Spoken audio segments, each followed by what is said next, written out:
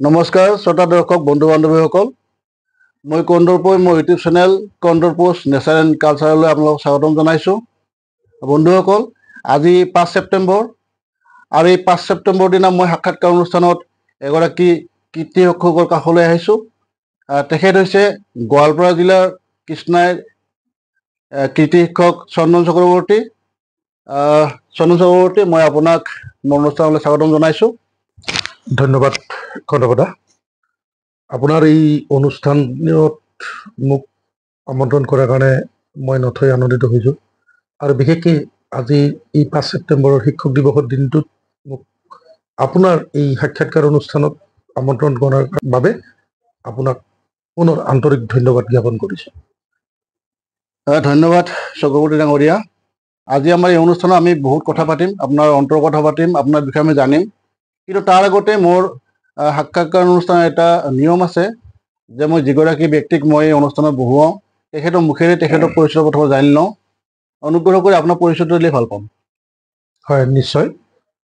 মই চন্দন চক্ৰৱৰ্তী। মই ইতিহাস প্ৰসিদ্ধ পূজাৰীপাৰাৰ প্ৰয়াত দুৰ্গা চক্ৰৱৰ্তীৰ আৰু প্ৰয়াত লতিকা চক্ৰৱৰ্তীৰ কনিষ্ঠ পুত্ৰ। এইটোৱে মোৰ পৰিচয়। এনেই পৰিচয়টো দিওঁতে আপোনাৰ জানি ল'ম যে আপোনাৰ সংসাৰত কোন কোন আছে, এই কথাখিনি যদি জনাই ভাল লাগিব, ৰাইজে ভাল পাব। হয়, আচলতে মোৰ মা দেউতা ইতিমধ্যে স্বৰ্গগামী হৈছে।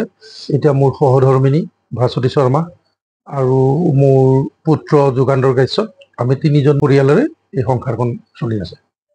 ধন্যবাদ ডাঙৰীয়া।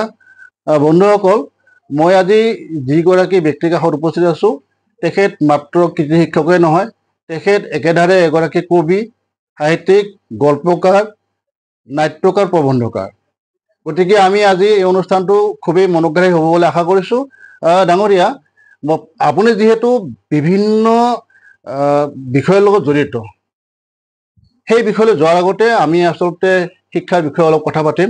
আপুনি যিহেতু এগৰাকী কৃতি শিক্ষক, আপুনি সদ্যহতে কোনখন স্কুলত কাম কৰি আছে সেই বিষয়ে যদি অলপমান কয়।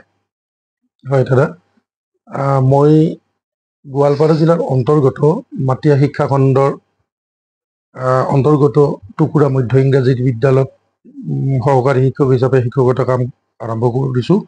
যোৱা 2001 চনত মোৰ শিক্ষকতা জীৱন আৰম্ভ কৰিছিল আৰু আজিলৈকে একেখন বিদ্যালয়ত 24টা বছৰে তাত শিক্ষাদান কাৰ্য চলাই আছোঁ। ঠিকে আছে ডাঙৰীয়া, আমি আপোনাৰ স্কুলৰ বিষয়ে জানিলোঁ।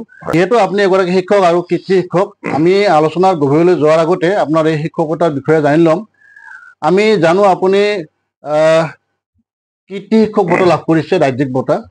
এই বঁটাটো আপুনি কেতিয়া, কেনেদৰে, কাৰ দ্বাৰা লাভ কৰিলে, এই বিষয়ে অলপমান ক'ব নেকি? হয়, নিশ্চয় দাদা। কথাটো হ'ল কি, মই ৰাজ্যিক কৃতি শিক্ষকৰ বঁটা লাভ কৰাৰ আগতে যোৱা 2018 চনত জিলাভিত্তিক যিটো কৃতি শিক্ষকৰ বঁটা মই সেইটো লাভ কৰিছিলোঁ। সেইটো গোৱালপাৰা জিলা প্ৰশাসন আৰু গোৱালপাৰা জিলা শিক্ষা বিভাগে প্ৰদান কৰিছিলে, জিলাভিত্তিক মোক মানে কৃতি শিক্ষকৰ বঁটা। পৰৱৰ্তী সময়ত 2021 চনত 60তম যিটো শিক্ষক দিৱস উদযাপন হৈছিলে, অসম চৰকাৰে মোক প্ৰদান কৰিছিলে ৰাজ্যিক কৃতি শিক্ষকৰ বঁটা। সেই বঁটাটো মই লাভ কৰিছিলোঁ 2021 চনত। ঠিকে আছে, বঁটাৰ বিষয়ে আমি কথা পাতি আছোঁ। এই বঁটাটো আপুনি ক'ত গ্ৰহণ কৰিলে আৰু কাৰ দ্বাৰা আপুনি সেইটো গ্ৰহণ কৰিছিল? আচলতে বঁটাটো গ্ৰহণ কৰিছিলোঁ আমাৰ তেতিয়া ক'ভিডসৃষ্ট পৰিৱেশৰ পৰা কেৱল উপশম ঘটিছিলহে মাত্ৰ সেইটো সময়ত 2021 চনটো। আৰু তেতিয়া আমাৰ সীমিত সংখ্যক মানুহৰ সমাগমৰ মাজত আমাক বঁটাটো প্ৰদান কৰিছিল। কলাক্ষেত্ৰ শ্ৰীমন্ত শংকৰদেৱ কলাক্ষেত্ৰৰ যিটো আন্তঃৰাষ্ট্ৰীয় প্ৰেক্ষাগৃহ আছে, সেই প্ৰেক্ষাগৃহত আমাক প্ৰদান কৰিছিলে। শিক্ষামন্ত্ৰী ৰণোজ পেগুৰ আছিলে তেখেতে উপস্থিত। কিন্তু মই বঁটাটো গ্ৰহণ কৰিছিলোঁ শিক্ষা উপদেষ্টা ননীগোপাল মহন্ত ছাৰৰ হাতৰ পৰাহে গ্ৰহণ কৰিছিলোঁ। বিভিন্নজনে দিছে, শিক্ষামন্ত্ৰীও প্ৰদান কৰিছে, কাৰোবাক শিক্ষা উপদেষ্টাও প্ৰদান কৰিছে, শিক্ষা সচিবেও প্ৰদান কৰিছিলে। কিন্তু মই বঁটাটো গ্ৰহণ কৰিছিলোঁ শিক্ষা উপদেষ্টা ননীগোপাল মহন্ত ছাৰৰ হাতৰ পৰা। ধন্যবাদ ডাঙৰীয়া। যিহেতু বঁটাৰ কথাই চলি আছে, আমি সাধাৰণ দৰ্শক হিচাপে আমি এটা কথা নিশ্চয় জানিব খুজিম, আচলতে ৰাজ্যিক বঁটাবিলাক কেনেদৰে লাভ কৰা যায়, এইটো কোনে বাছনি কৰে, কি প্ৰক্ৰিয়া, অলপমান ক'ব নেকি? হয়, প্ৰত্যেক বছৰতে ইয়াৰ পদ্ধতিটো পৰিৱৰ্তন হৈ আহিছে। যেতিয়া 2021 চনত মই বঁটাটো লাভ কৰিছিলোঁ, তেতিয়া আমাৰ আছিল অফলাইন এপ্লিকেশ্যন, আৰু ইয়াৰ আগতে অসম চৰকাৰৰ পৰা এটা গাইডলাইন পঠিয়াই দিয়ে। সেই গাইডলাইন অনুসৰি আমি কিছুমান কুৱেশ্যন থাকে, সেই কুৱেশ্যনৰ আমি উত্তৰখিনি মানে এনচাৰখিনি আমি দিবলগীয়া হয়। তাৰ কাৰণে এটা আমি প্ৰফাইল বনাবলগীয়া হয়। সেই প্ৰফাইলটো আমাৰ প্ৰথমতে আমাৰ প্ৰধান শিক্ষকে মানে বিদ্যালয়ত যিখন মানে বিদ্যালয়ৰ শিক্ষকে কৃতি শিক্ষক বঁটাৰ বাবে আবেদন কৰিব, তেওঁৰ প্ৰধান শিক্ষকে সেই প্ৰফাইলটো প্ৰথমতে চেক কৰিব, চেক কৰি তেওঁ ছিগনেচাৰ কৰি তেওঁ সেইটো পঠিয়াই দিব খণ্ড প্ৰাথমিক শিক্ষা বিষয়াৰ কাষলৈ, অৰ্থাৎ BO অফিচলৈ। আৰু BOই সেই বস্তুখিনি গোটেইখিনি পৰ্যালোচনা কৰিব, পৰ্যবেক্ষণ কৰিব, সত্যতা প্ৰমাণ কৰিব, তাত গাঁঠি দিয়া গোটেইখিনি নথি আৰু মই যিখিনি প্ৰশ্ন সেই উত্তৰখিনি যদি সঠিক হৈছে, সেই প্ৰফাইলটো তেতিয়া জিলালৈকে পঠিয়াব, জিলা শিক্ষা বিষয়াৰ কাষলৈ পঠিয়াব। আৰু জিলা শিক্ষা বিষয়াই যিমানকেইটা প্ৰফাইল গোটেইকেইটা ব্লকৰ পৰা অহাৰ পিছত তাৰ পৰা উপযুক্তটো বাছি এখন বা দুখন তেওঁলোকে জিলাৰ পৰা ৰাজ্যলৈ পঠিয়ায়। আৰু ৰাজ্যত আমাৰ অসম চৰকাৰে মনোনীত কৰা কেইগৰাকীমান ব্যক্তি থাকে, তেখেতসকলে এই প্ৰফাইলকেইটা গোটেই অসমৰ পৰা যিখিনি প্ৰফাইল আহে, এই প্ৰফাইলখিনি গোটেই পুংখানুপুংখভাৱে চাব, তাত কি কি সন্নিৱিষ্ট হৈ আছে। তাত সন্নিৱিষ্ট থকাৰ কিছুমান তাত দিশ আছে, অকল প্ৰশ্ন উত্তৰে নহয়। তাত ইন'ভেটিভ ক্লাছবোৰ কি কৰিছে শিক্ষকজনে, গতানুগতিক শিক্ষকতা চবেই কৰে, চক পেঞ্চিল ডাষ্টাৰ লৈ TLM লৈ এই শিক্ষকতা কৰা শিক্ষক চবেই আছে। ইন'ভেটিভ ক্লাছ লাগিব, ছাত্ৰ ছাত্ৰীৰ মনোগ্ৰাহী হোৱা এক্সট্ৰা কি ধৰণৰ মানে শিক্ষা ব্যৱস্থা হাতত লৈছিল শিক্ষকজনে। ইয়াৰ উপৰিও সামাজিকভাৱে শিক্ষকজন কিমান মানে এক্টিভ, এইবিলাকৰ উপৰিও এই বাতৰি কাকত বা তেনেকুৱা ধৰণৰ সাহিত্য অনুষ্ঠানৰ লগত জড়িত এই তাৰ মানে গোটেই প্ৰূফখিনি তেখেতসকলে চায়। বিশেষকে শিক্ষা সম্বন্ধীয় কিবা কিতাপ আদি প্ৰকাশ হৈছে নেকি, সেইবিলাকক অগ্ৰাধিকাৰ দিয়া হৈছে। আৰু সেই আটাইখিনি হয়তো ক'ৰবাত মোৰ ফুলফিল হৈ আছিল, আৰু সেইকাৰণে অসম চৰকাৰে মোলৈ এই কৃতি শিক্ষকৰ বঁটাটো আগবঢ়াইছিলে। তাৰমানে আমি যদি ক'ব খোজো, আচলতে এটা দীঘলীয়া আৰু এটা খুবেই শৃংখলাবদ্ধ পদ্ধতিৰে বাছনি কৰা হয়। হয় হয় হয়, এইটো সম্পূৰ্ণ শৃংখলাবদ্ধ পদ্ধতি হয়। আৰু ইয়াত মানে অভিজ্ঞ মানুহখিনিহে এই প্ৰফাইলটো চেক কৰে। পৰৱৰ্তী সময়ত কিন্তু এতিয়া অনলাইন ব্যৱস্থাটো আহিছে। অনলাইন ব্যৱস্থাটোত আজি কেনেকে এপ্লাই কৰে সেই বস্তুটো অৱশ্যে মই নাজানো। তাত কি কি ডকুমেণ্ট ছাবমিট কৰিব লাগে। আমি যিখন প্ৰফাইল ছাবমিট কৰিছিলোঁ, এক প্ৰকাৰ এখন মানে থেচিছ যেনেকে PhD থেচিছ যেনেকুৱা, ঠিক তেনেকুৱা ধৰণৰ। আৰু মই 3টাকে কপি আমি জমা দিবলগীয়া হৈছিল। তাৰে এটা কপি আমাৰ ব্লকত এতিয়াও সযতনে আছে, এটা কপি আমাৰ জিলা শিক্ষা বিষয়াৰ কাষত আছে, আৰু এটা কপি আমাৰ অসম চৰকাৰৰ হাতত আছে। 3টা একেই কপি, কিন্তু মই কপি বনাইছিলোঁ 4টা, আৰু মোৰ হাতত এটা মই প্ৰুফ হিচাপে ৰাখি থৈছিলোঁ, প্ৰমাণ হিচাপে। এইটো কাৰণে যে মানে মোৰ পৰৱৰ্তী যিটো প্ৰজন্ম আহিব, যে মই বঁটাটো পাওঁ নাপাওঁ বেলেগ কথা, এই প্ৰজন্মই তেখেতসকলে অন্তত এইখন চাই ক'ব পাৰিব যে বোলে কিবা এটা কৰিছিলে। আৰু সেইকাৰণে মই প্ৰফাইলৰ এটা কপি আজিও সযতনে ৰাখি থৈ দিছোঁ। ধন্যবাদ ডাঙৰীয়া, আপুনি ৰাজ্যিক বঁটা প্ৰাপ্তিৰ যিটো প্ৰক্ৰিয়া সেইটো ধুনীয়াকৈ বুজাই দিছে। যিখিনি শিক্ষকে আমাৰ অনুষ্ঠান চাই আছে তেওঁলোকে নিশ্চয় ভাল পাব। এইখিনিতে আৰু এটা ভাল লগা কথা যে আজি আমাৰ গোৱালপাৰা জিলাৰ মোৰ বন্ধু তথা আজি আমাৰ সেই দাদাৰ মানে কনিষ্ঠ ভাতৃ জ্যোতিষ কুমাৰ দেৱনাথ, তেখেতে আজি ভাৰতীয় দলিত সাহিত্য অকাডেমীয়ে আগবঢ়োৱা ৰাজ্যিক কৃতি শিক্ষক বঁটা লাভ কৰি আমাৰ গোৱালপাৰা জিলালৈ সুনাম কঢ়িয়াই আনিছে। আমি এই ক্ষেত্ৰতে আজিৰ এই শুভ দিনটোত তেওঁ যিটো বঁটা গ্ৰহণ কৰিলে জ্যোতিষ দেৱনাথলৈ, তেখেতক আমাৰ ফালৰ পৰা আন্তৰিক ধন্যবাদ জ্ঞাপন কৰিছোঁ, অভিনন্দন জ্ঞাপন কৰিছোঁ। আপোনাৰ বাকী থকা শিক্ষকতা জীৱন আৰু আগবাঢ়ি যাওক। আপুনি যিখিনি বাকী থকা বুলি ভাবিছে যে আপোনাৰ শিক্ষকতা জীৱনত কৰিব লগা, সেইখিনি সময় আছে, সুযোগ লৈ আপুনি সময় সদব্যৱহাৰ কৰিব। আমাৰ গোৱালপাৰা জিলাৰ কাৰণে ই এটা ভাল খবৰ। সঁচাই ভাল খবৰ। ময়ো এই অনুষ্ঠানৰ জৰিয়তে মোৰ ভাতৃ তথা কৃতি শিক্ষক জ্যোতিষ কুমাৰ দেৱনাথক ধন্যবাদ জ্ঞাপন কৰিছোঁ। তেখেতৰ শিক্ষক জীৱন উন্নত হওক কামনা কৰিছোঁ। আমি যিহেতু শিক্ষা বিষয়ে কথা পাতি আছোঁ, আপুনি এগৰাকী কৃতি শিক্ষক, মই এতিয়া বঁটা প্ৰাপ্তিৰ বিষয়টোৰ পৰা অলপ ফালৰি কাটি যাব খুজিছোঁ। আপুনি 24 বছৰীয়া এটা অভিজ্ঞতাৰ পৰা পুৰণি শিক্ষা ব্যৱস্থা যিটো আছিলে আৰু যিটো বৰ্তমান NEP নতুন শিক্ষা যিটো ব্যৱস্থা হৈছে তাৰ মাজত কিবা আপুনি পাৰ্থক্য কিবা দেখেনে? দাদা, এইটো কথা এটা জটিল প্ৰশ্ন আপুনি কৰিছে। শিক্ষা ব্যৱস্থাটো কেনেকৈ হৈছে, আমূল পৰিৱৰ্তন হৈ আছে। আমি যদি চাওঁ, মই শিক্ষকতা কৰাৰ আগত মই নিজৰ ছাত্ৰ আছিলো, আৰু সেই ছাত্ৰ অৱস্থাত যিটো আমি যি ধৰণে আমাৰ এই শ্ৰদ্ধাৰ ছাৰসকলে আমাক শিক্ষা প্ৰদান কৰিছিলে, তেখেতসকলে আমাক যিটো পদ্ধতিত শিকাইছিলে, হয়তো তাৰ কিছুমান পদ্ধতি আজিও মানে আমি এপ্লাই কৰি আছো, কিন্তু নতুন নতুন কিছু আমি পদ্ধতিও এপ্লাই কৰিবলগীয়া হৈ গৈছে। আৰু এই নতুন পদ্ধতি এপ্লাই কৰিবৰ কাৰণে আমাক শিক্ষকসকলক সময়ে সময়ে প্ৰশিক্ষণ দিয়াৰ ব্যৱস্থা কৰিছে। কিন্তু আগৰ সময়ত মানে কি আছিল, ছাত্ৰ ছাত্ৰীৰ সংখ্যা যথেষ্ট কম আছিলে, আৰু এতিয়া সেই হিচাপে আমি শিক্ষক আছিলো। এতিয়া যিটো মই বেলেগ কথা নকওঁ, আমাৰ বিদ্যালয়খনৰ কথাই কৈছো, যে টুকুৰা মধ্য ইংৰাজী বিদ্যালয়, আমি যিমান হাৰত আমাৰ ছাত্ৰ ছাত্ৰী আছে 437 জন আমাৰ ছাত্ৰ ছাত্ৰী আছে। তাৰ বিপৰীতত আমি শিক্ষক আছো 10 গৰাকী। ইয়াৰ ভিতৰত অতিকে দুখৰ কথা যে আমাৰ হিন্দী শিক্ষয়িত্ৰী আছিলে এগৰাকী, তেখেতে ৰিটায়াৰ্ড হোৱা আজি 3 বছৰমান হ'ল। আজি সেই বিষয়টো পঢ়াবৰ কাৰণে আমাৰ বহুত সমস্যা হৈছে, কিয়নো হিন্দী বিষয়টো আমাৰ নাছিলে। আমি সেই ক্লাছ 6 বা 7তে হিন্দী বিষয়টো বাদ দি থলো। তাৰপিছত মানে আমি তেতিয়া 7মান শ্ৰেণীতে হিন্দীটো বাদ দি পেলাই জিঅ'গ্ৰাফী বা তেনেকুৱা এডভান্স মেথছ এনেকুৱা ছাবজেক্টবোৰ ল'লো।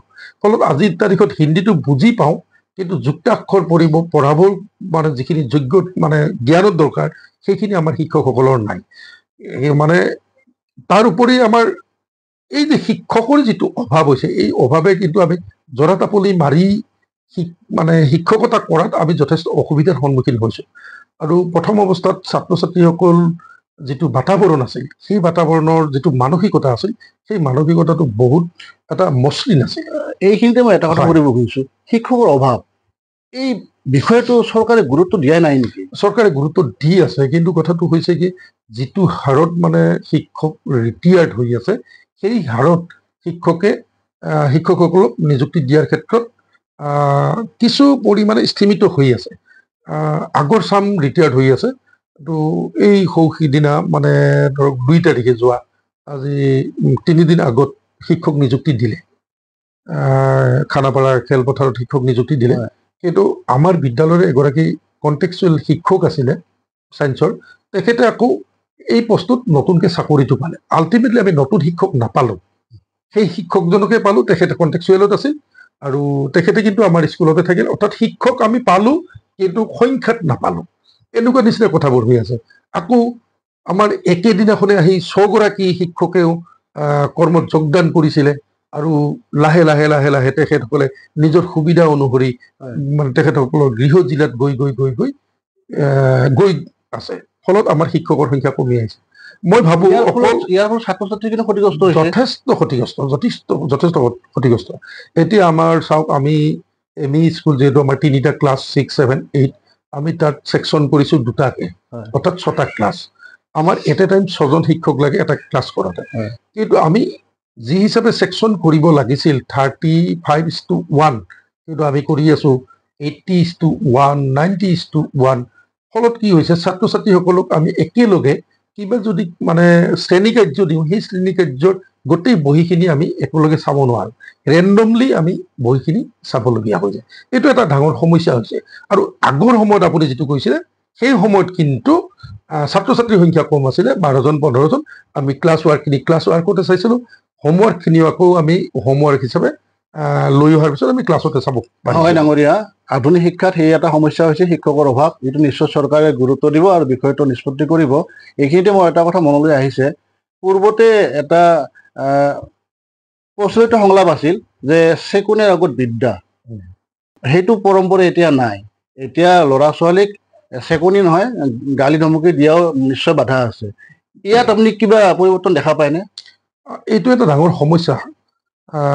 তাৰ আগতে মই অকণমান কথা কৈছো যে যিটো শিক্ষকৰ যিটো সমস্যা, সেই সমস্যাটো অসম চৰকাৰে অতি শীঘ্ৰে গোটেই অসমৰ মানে স্কুলবিলাকত মানে ফুলফিল কৰিব বুলি মই আশাবাদী।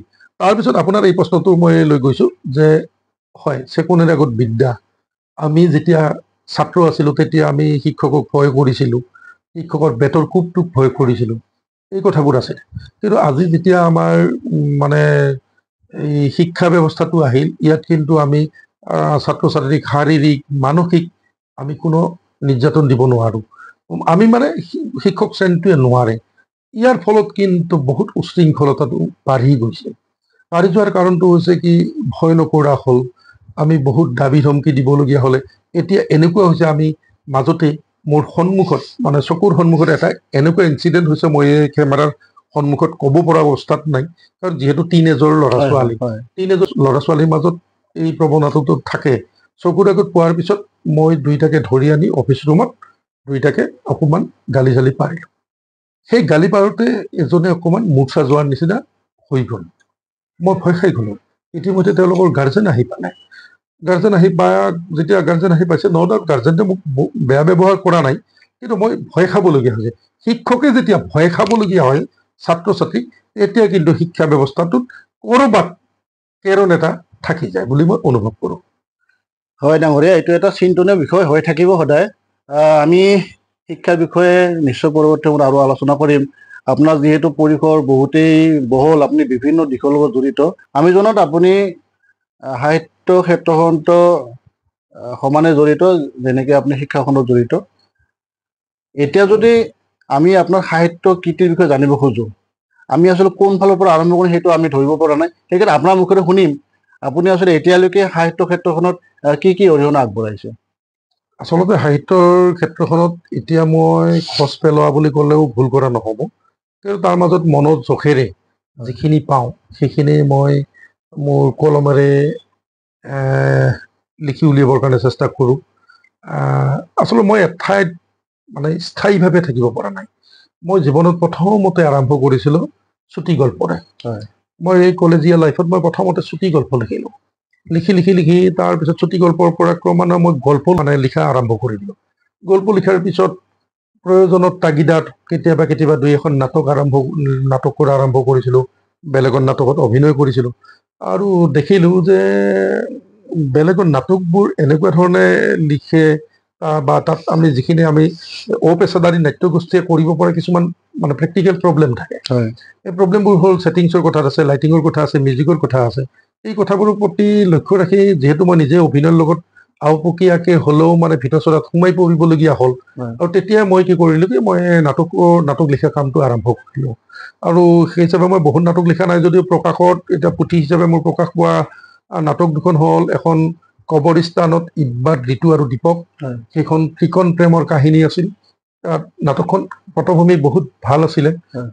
সেইটো আছিল সেই সময়ত মানে যেতিয়া 1997 চনত যেতিয়া অসমত মানে হেৰি চলিছিলে, অচলা অৱস্থা এটা কৰিছিলে, সাধাৰণ মানুহ ঘৰত থাকিব নোৱাৰিছিলে। সেই অৱস্থাটোত সংগঠনৰ যিখন ঘৰৰ সংগঠনত ল'ৰা ছোৱালী আছে, সেই পৰিয়ালটো কেনেকে মানে শংকিত হৈ আছিল, আৰু পুলিচ প্ৰশাসনৰ যিটো বক্তব্য তেওঁলোকৰ কি আছিল, আৰু সাধাৰণ পাব্লিকৰ যিটো বক্তব্য, সেই বক্তব্যটো মই নায়িকাৰ মুখেৰে আনিব খুজিছিলোঁ। আৰু তেনেকে মই সৃষ্টি কৰিছিলোঁ কবৰস্থানত ইব্বাত, ঋতু আৰু দীপক। এনে আপুনি কিমানখন নাটক লিখিছে? মই নাটক হিচাপে মই 14খন নাটক লিখিছোঁ। তাৰ কিতাপ আকাৰে প্ৰকাশ পাইছে মোৰ 2খন এতিয়ালৈকে। বাকী তাৰ 12খন নাটক মোৰ মঞ্চস্থ হৈছে। মই নিজে কৰা নাই, কোনোবা এখনত মই পৰিচালনা কৰিছোঁ, কোনোবা এখনত হয়তো মই পৰিচালনা কৰা নাই, মোৰ নাটকে বেলেগে লৈ গৈ নাটক কৰিছে, তেনেকে আছে। ইয়াৰ ভিতৰত উল্লেখনীয় মই নাটক মানে মই এই কবৰস্থানৰ কথাটো এইটো কাহিনীটো ক'ম যে য'ত আমাৰ হিন্দু মুছলিমৰ মানে এটা সম্প্ৰীতিৰ মই সেই সময়ত নিদৰ্শনটো আমি দাঙি ধৰিব ওলাইছোঁ, চেষ্টা কৰিছিলোঁ। আৰু তাৰ পিছৰ পৰ্যায়ত মই এখন শিশু নাটক লিখিছিলোঁ। সেই নাটকখন আছিলে ফেহুজালি। নাটকখন আচলতে এনেকুৱা আছিল, মানে সেইখন মই হাতী মাৰি ভুৰুকাত ভৰাবৰ কাৰণে চেষ্টা কৰিছিলোঁ। কথাটো আছিল 2 বছৰীয়া পাঠ্যক্ৰমৰ কাৰণে আমি মানে চৰকাৰী নিৰ্দেশনা অনুসৰি আমি DLED কৰিবৰ কাৰণে দুধনৈত গৈছিলোঁ। আৰু তাত আমাৰ কলা শিক্ষা বিভাগৰ এগৰাকী শিক্ষক আছিল, এতিয়াও আছে তেখেত, সীমান্ত বৰঠাকুৰ ছাৰ। তেখেতে আমাক স্পট এটা ৰাইটিং স্কিল ডেভেলপমেণ্টৰ কাৰণে এটা ক্লাছ ল'লে। আৰু আমাৰ ৰাইটিং কোনে কিমান স্কিল আছে এইটো ডেভেলপ কৰাক আমাক 2 ঘণ্টাৰ এটা ক্লাছ দিছিলে পৰীক্ষাতে। আৰু তেতিয়া আমাক কিছুমান বিষয় বাছি দিছিলে, কন্যা শিশু নিৰ্যাতন, তাৰপিছত শিশু শ্ৰমিক, হয়। জন্ম নিয়ন্ত্ৰণ, পৰিৱেশ সংৰক্ষণ, তাৰপিছত মানে বাল্য বিবাহ, এনেকে মানে শিক্ষাৰ অধিকাৰ আইন, এনেকুৱা বিষয় কেইটামান আমাক ধৰি দিছিলে। তাৰপিছত কলমটো কেইবাবাৰো কামুৰি কামুৰি কামুৰি কামুৰি মই এটা বিষয় নহয়, গোটেই কেইটা সাঙুৰি শিশু নাটক এখন, শিশুৰ উপযোগী এখন মই নাটক তাত মানে ৰচনা কৰিলোঁ। আৰু সেইখন নাটকে সেই সময়ত মানে ডায়েটৰ প্ৰিন্সিপাল জাফৰ আলী ছাৰে কথাটো লিখি বহুত প্ৰশংসামূলক মানে এটা হেৰি লিখিছিলে। সেই নাটকখনো ইতিমধ্যে কেইবাবাৰো মানে মঞ্চস্থ হৈছে শিশুৰ মাজত। আৰু ইয়াৰ উপৰিও মোৰ নাটক ঈশ্বৰ আল্লাহ আছে, তাৰপিছত আৰ্তনাদ বুলি এখন নাটক আছে, এনেকে কেইবাখনো মোৰ নাটক আছে। ডাঙৰীয়া, যিহেতু নাটকৰ কথা ওলাইছে, নিজে অভিনয় কৰে নে? মই নিজে অভিনয় সিদিনাখনলৈকে কৰিছিলো। মই ইতিমধ্যে প্ৰায় 22খনমান নাটকত অভিনয় কৰিছিলো। মোৰ চবতকে ভাল লগা নাটকখন আছিলে, মোৰ নিজৰ নাটক নহয়, এখন এণ্ডাৰছনৰ গল্পৰ আধাৰত প্ৰয়াত সাংবাদিক দীপক মহন্তই নাট্যৰূপ দিয়া উলংগ ৰজা। আৰু সেই উলংগ ৰজাত মই মন্ত্ৰীৰ চৰিত্ৰটো কৰিছিলো।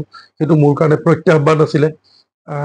এইটো কাৰণে প্ৰত্যাহ্বান আছিলে যে তাত মই এইটো কৰিছিলো মানে বঙাইগাঁও বৰপাৰা নৱজ্যোতি ক্লাবৰ মানে লগত। আৰু তাত প্ৰতিগৰাকী অভিনেতাই সুদক্ষ অভিনেতা, তেওঁলোকে অভিনয়ত মানে এমেচাৰৰ যিটো অভিনয় কৰে তাত মানে শংকৰ চৰকাৰেই হওক, হিমু কলিতাই হওক, পংকজ শৰ্মা হওক, আৰু তেনেকে আমি ভাস্কৰ শৰ্মাক পাইছিলো, তেখেতে অৱশ্যে আজি নাই। আৰু তেখেতসকলৰ হেৰি কৰিছিলো, মানে যতীন বৰুৱা ছাৰৰ পৰিচালনাত আমি নাটক কৰিছিলো।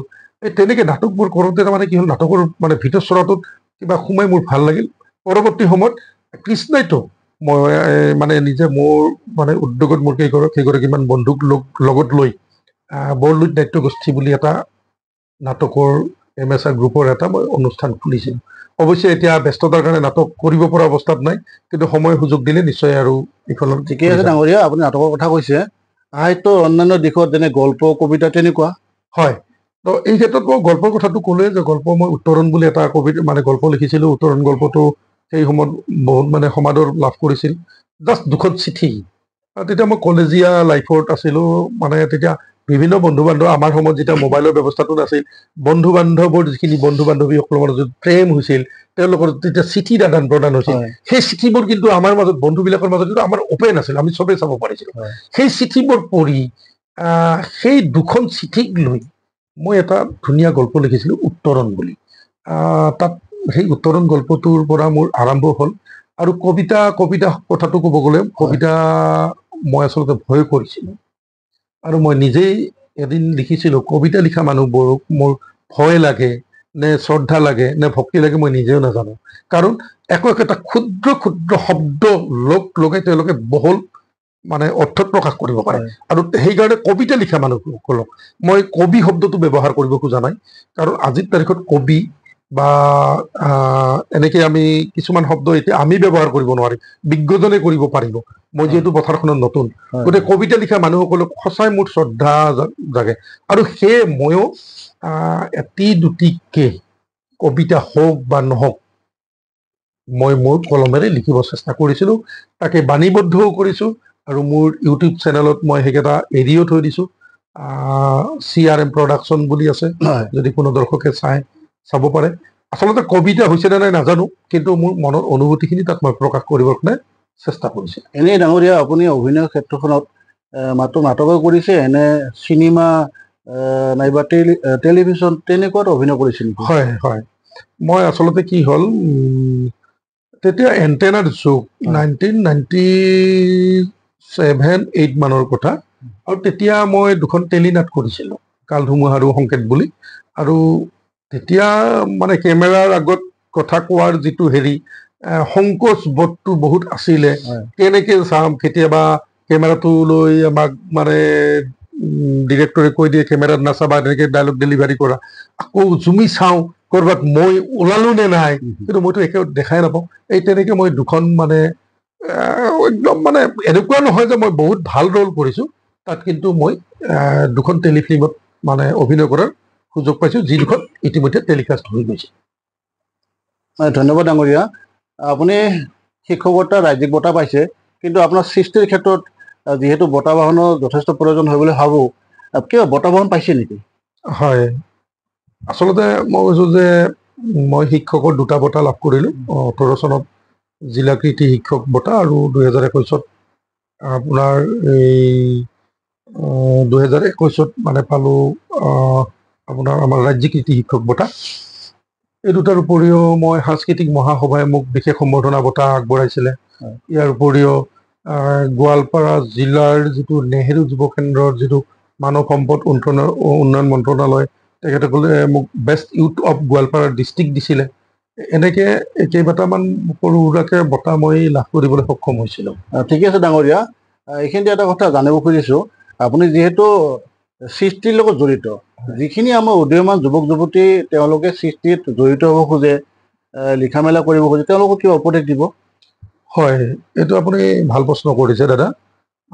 এই এনেকুৱা কিছুমান অভাৱ আপুনি যিটো আজি মোক প্ৰশ্ন কৰিছে, এনেকুৱা কিছুমান অভাৱ আমি কৃষ্ণাত অনুভৱ কৰিছিলোঁ, আৰু অনুভৱ কৰি পেলাই আমি আমাৰ শ্ৰদ্ধাৰ ডক্টৰ নজৰুল ইছলাম দাদা, মোৰ বন্ধু সাংবাদিক নীলমণি শৰ্মা, সাংবাদিক উদিত নাৰায়ণ কলিতা, আৰু হয়তো আপোনাৰ লগত আপুনিও আছিলে সেই আলোচনাত।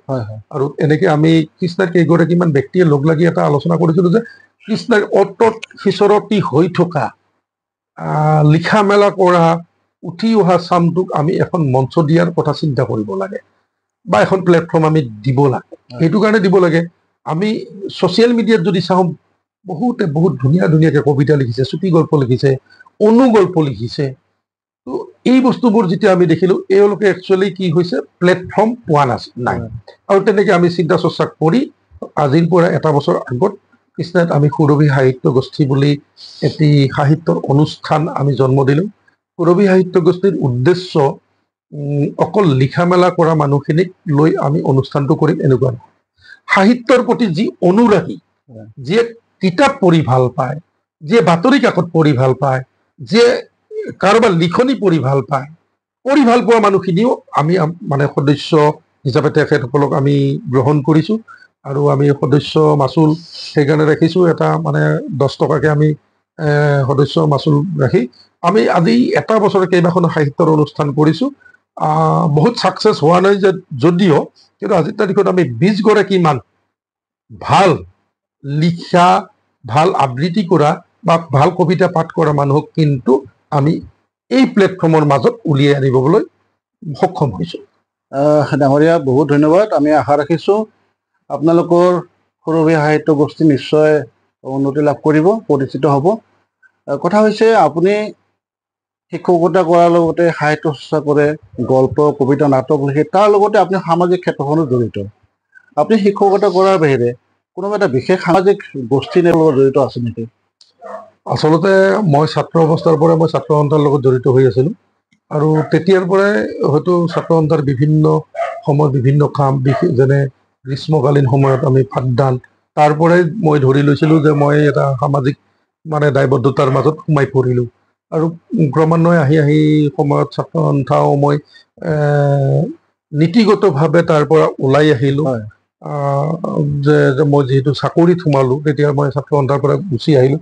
এনেকৈ আহি বিভিন্ন অনুষ্ঠানৰ লগত জড়িত। তাৰপিছত ইয়াতে আমাৰ যিটো ঐতিহাসিক টুক্ৰেশ্বৰী দেৱালয়, আপোনালোকে নিশ্চয় জানে বা বহুতে এই বিষয়ত অধ্যয়নো কৰিছে। এই টুক্ৰেশ্বৰী দেৱালয়ৰ লগত মই জড়িত হৈ পৰিলোঁ। আচলতে জড়িত মানে কি, আমিতো জন্মসূত্ৰে আচলতে টুক্ৰেশ্বৰীৰ লগত জড়িত। কাৰণ কিয়, আমি হলো টুক্ৰেশ্বৰী দেৱালয়ৰ পুৰোহিতৰ বংশধৰ। আমাক ৰজাই দিয়া উপাধি চক্ৰৱৰ্তী, আৰু সেই চক্ৰৱৰ্তী উপাধি হিচাপে এতিয়া মোৰ দেউতাই চাকৰি কৰিলে বা মই চাকৰি কৰিলোঁ, নদাউত আমি পূজা পাতলৰ লগত জড়িত নাই, কিন্তু আমাৰ বংশৰ মানে মানুহখিনি এতিয়া পূজাৰ লগত জড়িত হৈ আছে। সেই সূত্ৰে টুক্ৰেশ্বৰীৰ লগত ওতঃপ্ৰোতভাৱে আমি জড়িত হৈ পৰিলোঁ আজিৰ পৰা মানে 20 বছৰ মান আগত। এতিয়া টুক্ৰেশ্বৰী দেৱালয়ত মই উপসভাপতি পদত আছোঁ। আৰু আমাৰ টুক্ৰেশ্বৰী দেৱালয়ৰ মানে এইখন এখন বৃহৎ সমাজ বুলি ক'ব লাগিব, য'ত বিভিন্ন মানে আমাৰ হিন্দুৰ বিভিন্ন জাতি জনগোষ্ঠীক লৈ আমাৰ টুক্ৰেশ্বৰী দেৱালয় পৰিচালনা সমিতিখন গঠন কৰা হয়। আমাৰ ইয়াত আমাৰ সভাপতিগৰাকীৰ নাম হৈছে তৰুণ চন্দ্ৰ ৰাভা জনগোষ্ঠীৰ পৰা তেখেত আহিলে। আমাৰ ভৱতাৰণ বৰ্মন আহিলে, তেখেত আমাৰ সম্পাদক হৈ আছে। বিভিন্ন জনগোষ্ঠী মানে হিন্দু জনগোষ্ঠীক লৈ কৈছো দেই, জনগোষ্ঠীক লৈ আছে। আৰু সেই মঞ্চখনত থাকি টুক্ৰেশ্বৰীৰ লগত একাত্ম হৈ মই টুক্ৰেশ্বৰীৰ ওপৰত কিবা এটা কৰাৰ মানসিকতা আহিলে, আৰু সেই হিচাপে মই টুক্ৰেশ্বৰীৰ ওপৰত অকণমান লিখা মেলাৰ কথাটো চিন্তা কৰিলোঁ। আৰু তেনেকে লিখিব যাওঁতে যিহেতু পূৰ্বতে লিখিত কোনো তথ্য নাছিলে, ডাটাবেছ গৱেষণামূলকভাৱে মই কামটো আৰম্ভ কৰিছিলোঁ। আৰু সম্পূৰ্ণ 3 বছৰৰ মূৰত মই টুক্ৰেশ্বৰী দেৱালয়ৰ ইতিবৃত্ত নামৰ এখন সৰু কিতাপ প্ৰকাশ কৰিছিলোঁ। আপুনি শুনি ভাল পাব যে এতিয়া গুৱাহাটী ইউনিভাৰ্চিটিৰ আণ্ডাৰত যিটো ডিগ্ৰীৰ যিটো কৰ্চ আছে, তাত 6 ছেমৰ এখন ফিল্ড ট্ৰিপছ পেপাৰ আছে। আৰু সেই ফিল্ড ট্ৰিপছ পেপাৰৰ মানে এইটো 100 নম্বৰৰ পেপাৰ হয়। আৰু টুক্ৰেশ্বৰী দেৱালয়ৰ ওপৰত যদি কোনোবাই লিখা মেলা কৰে, আমাৰ গোৱালপাৰা জিলাৰ যিকেইখন মানে মহাবিদ্যালয় আছে, হাবৰাঘাট মহাবিদ্যালয় হওক, দুনৈ মহাবিদ্যালয় হওক, ভিতালী মহাবিদ্যালয় হওক, বা গোৱালপাৰা মহাবিদ্যালয় হওক, আগিয়া মহাবিদ্যালয় হওক, তেখেতসকলে কিন্তু টুক্ৰেশ্বৰীৰ ওপৰত লিখিবলগীয়া হ'লে মোৰ কিতাপখনক ৰেফাৰেঞ্চ বুক হিচাপে ব্যৱহাৰ কৰিব দিছে। সেইটো মোৰ কাৰণে এটা ভাল খবৰ। আৰু টুক্ৰেশ্বৰীক লৈ মই এতিয়া মানে মই এখন ডকুমেণ্টাৰীও বনাইছিলোঁ, শ্ৰী শ্ৰী মা টুক্ৰেশ্বৰী বুলি। সেইটো মই ইউটিউবতে এৰি থোৱা আছিলে। ডাঙৰীয়া, যিহেতু টুক্ৰেশ্বৰীৰ কথা ওলাইছে, আমি সকলোৱে কথাটো শুনি থাকোঁ যে টুক্ৰেশ্বৰী মন্দিৰত যিটো দুৰ্গা পূজা হয়, তাত মূৰ্তি নাথাকে, তাত মহ বলি হয়। মহ বলিৰ যিটো তেজ সেইটো বান্দৰে খায়। এই কাহিনীটো আপুনি কেনেকৈ ক'ব? হয়, এইটো একদম মানে সঁচা কথা। আৰু প্ৰথম কথা হৈছে টুক্ৰেশ্বৰী দেৱালয়ত মৃন্ময় মূৰ্তিবিহীনভাৱে ৰজাদিনীয়া পৰম্পৰা অক্ষুণ্ণ ৰাখি আজিও টুক্ৰেশ্বৰী দেৱালয়ত পূজা পাতলৰ ব্যৱস্থা চলি আছে। ৰজা কুমুদনাৰায়ণৰ দিনত প্ৰতিষ্ঠা হৈছিলে দেৱালয়খন 1700 শতিকাৰ শেষত। আৰু তেতিয়াৰ সেই পদ্ধতিত আজিও দুৰ্গা পূজা চলি আছে মৃন্ময় মূৰ্তি অবিহনে।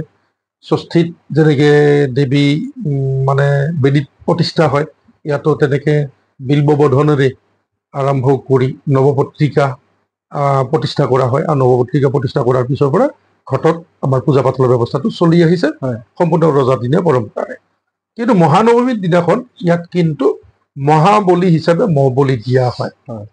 আপুনি যিটো প্ৰশ্ন কৰিছে যে বান্দৰে তেজ ভক্ষণ কৰে, হয়, টুক্ৰেশ্বৰীত অসমীয়া মেকক প্ৰজাতিৰ বান্দৰ আছে। এই প্ৰজাতিৰ বান্দৰে তেজপান কৰে।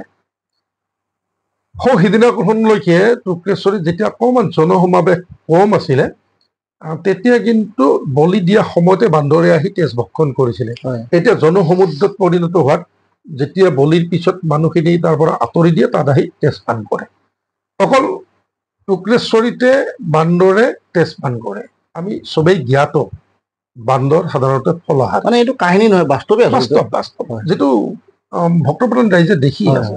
আৰু আপুনি এটা কথা জানি আচৰিত হ'ব যে টুক্ৰেশ্বৰী দেৱালয়ত ৰাজতন্ত্ৰ চলি আছে। কেনেকুৱা ৰাজতন্ত্ৰ? বৰ্তমান পৃথিৱীৰ কেওফালে গণতন্ত্ৰ চলি আছে, গণতন্ত্ৰ প্ৰতিষ্ঠা হৈছে। টুক্ৰেশ্বৰী দেৱালয়ত ৰজা প্ৰথাটো আছে, বান্দৰৰ সমাজ আছে। সেই বান্দৰৰ সমাজৰ পৰা এজন বান্দৰক মানুহে ৰজা পাতি দিয়ে। ৰজা পতাৰ পদ্ধতিও আছে। আৰু ৰজা পতাৰ পদ্ধতি হ'ল যে যেতিয়া পূৰ্বৰ ৰজাজন নিখোজ হয়, নিখোজ হোৱাৰ পিছত কিছুদিনলৈকে অপেক্ষা কৰা হয় তেখেত ঘূৰি আহিব বুলি। যেতিয়া নিৰ্দিষ্ট সময়ৰ মাজত ঘূৰি নাহে, তেতিয়া ৰাইজে গৈ গঢ় লয় বা কয় যে মানে মাৰ ওচৰত সেৱা কৰে যে আমি নতুন ৰজা পাতিম। আৰু সেই হিচাপে অধিবাস কৰে। অধিবাসত এটি খেৰৰে প্ৰতীকী বান্দৰ সৃষ্টি কৰি তাক অধিবাস কৰা হয়। আৰু পিছদিনাখন যিটো ৰাজ অভিষেক উৎসৱ অনুষ্ঠিত কৰা হয়। ঢলে ডগৰে নাম দলে আয়তীয়ে উৰুলিয়ে শংকৰ ধ্বনিয়ে ঘণ্টাৰ ধ্বনিয়ে এনেকে গৈ ৰাইজে মিলি গৈ সেই ওপৰৰ মন্দিৰটোৰ ভাগত পূজা দিয়ে। আৰু সেই পূজাৰ প্ৰসাদ পূৰ্বতে সোণৰ বাতিত দিছিলে খাবলৈ, এতিয়া ৰূপৰ বাতিত দিয়ে সেই বান্দৰ সমাজলৈ আগবঢ়াই দিয়া। আৰু যেতিয়া বান্দৰ সমাজৰ মাজত আগবঢ়াই দিয়া হয়, তাৰ মাজৰ পৰাই যিকোনো এটি বান্দৰে আহি সেই বাতিৰ প্ৰসাদটো খায়। আৰু সেই যেতিয়া যিটো বান্দৰে প্ৰসাদ খালে সেই বান্দৰটোক ফুলৰ মালা, সেন্দুৰৰ ফট, গামোচা দি তেওঁক ৰাজপাটত প্ৰতিষ্ঠিত কৰা হয়। মানি লয় অন্য বান্দৰে। অন্য বান্দৰে মানি লয়। এইটো এটা বিশেষত্ব। এই বিশেষত্বত আজিও চলি আছে। ডাঙৰীয়া, আমি বিভিন্ন দিশৰ কথা পাতি আছো। যিহেতু আমাৰ অনুষ্ঠানৰ এটা নিৰ্ধাৰিত সময় আছে, কথা পাতিলে কথা পাতি থাকিব মন যায়। আপুনি যিহেতু বিভিন্ন দিশত দখল থকা লোক, এতিয়া আমি যিহেতু কৃষ্ণাৰ আপুনি বাসিন্দা, আমি কৃষ্ণাৰ বিষয়ে অলপ কথা পাতিম। আমি দেখিছোঁ কৃষ্ণাই অঞ্চলত বৰ্তমানলৈকে বিভিন্ন সমস্যাই গা কৰি আছে। আপুনি যিহেতু এজন সমাজ সচেতন লোক, আপোনাৰ দৃষ্টিত কৃষ্ণাই অঞ্চলত এনেকুৱা কি বিশেষ সমস্যা আপোনাৰ দৃষ্টিত পৰিছে আৰু এই সমস্যাৰ সমাধান কেনেকৈ হ'ব বুলি আপুনি ভাবে? হয় দাদা, কৃষ্ণই সমস্যাৰ ভঁৰাল। গোটেই যদি আমি বৃহত্তৰ কৃষ্ণাইখনক বুজাওঁ, হাবৰাঘাট অঞ্চলক বুজাওঁ, তেতিয়াহ'লে সমস্যাৰ ভঁৰাল আছে, বিভিন্ন সমস্যা আছে। তাৰ ভিতৰত নতুনকে যিটো সমস্যা উদ্ভৱ হৈছে, মই সেইটোৰ ওপৰতে অকণমান ক'ব খুজিছোঁ। কৃষ্ণাত বৰ্তমান ভয়াৱহভাৱে ড্ৰাগছ সেৱন কৰা ল'ৰা ছোৱালীৰ, উঠি অহা ল'ৰা ছোৱালীৰ প্ৰৱণতা বাঢ়ি গৈছে। ইয়ে এটা জেনেৰেশ্যন ধ্বংস কৰিব গৈ আছে। এইটো যদি প্ৰথমতে ৰোধ কৰিব পৰা যায়, তেতিয়াহ'লে আমাৰ উঠি অহা যিটো চাম থাকিব, তাৰ পিছৰ পৰ্যায়ৰ চামটো তেওঁলোকক আমি সঠিক বাটত লৈ যাব পাৰিম। তাৰ উপৰিও আমাৰ কৃষ্ণাৰ ৰাস্তা ঘাটৰ সমস্যাবোৰতো আছেই। স্বাস্থ্যৰ ক্ষেত্ৰত কিন্তু আটাইতকৈ ক'বলগীয়া এটা কথা, সাধাৰণ এটা যদি আমাৰ জ্বৰ, কাহ, চৰ্দিও হয়, আমাৰ যিখন কৃষ্ণাইত প্ৰাথমিক স্বাস্থ্যকেন্দ্ৰ আছে, সেই স্বাস্থ্যকেন্দ্ৰখনৰ যিটো অৱস্থা, যিটো ডক্তৰৰ নাটনি, ঔষধৰ নাটনি, যোগাযোগ বিচ্ছিন্ন, ফলত কি হৈছে, আমাৰ অঞ্চলৰ মানুহখিনিয়ে কৃষ্ণাই সেই মেডিকেলখনত যোৱাতকে গোৱালপাৰালৈ ঢাপলি মেলে। এই যদি আমাৰ এই সমস্যাটো সমাধান হৈ যায়, তেতিয়াহ'লে স্বাস্থ্যৰ ক্ষেত্ৰত যদি অকণমান অসম চৰকাৰে অকণমান গুৰুত্ব আৰোপ কৰে, তেতিয়াহ'লে কৃষ্ণাইৰ মানুহে সুস্বাস্থ্যৰ গৰাকী হ'ব পাৰিব। মই অনুৰোধ জনাইছোঁ অসম চৰকাৰক, মাননীয় স্বাস্থ্যমন্ত্ৰী মহোদয়, মাননীয় মুখ্যমন্ত্ৰী মহোদয়, আপোনালোকে কৃষ্ণাইখনক চাওক।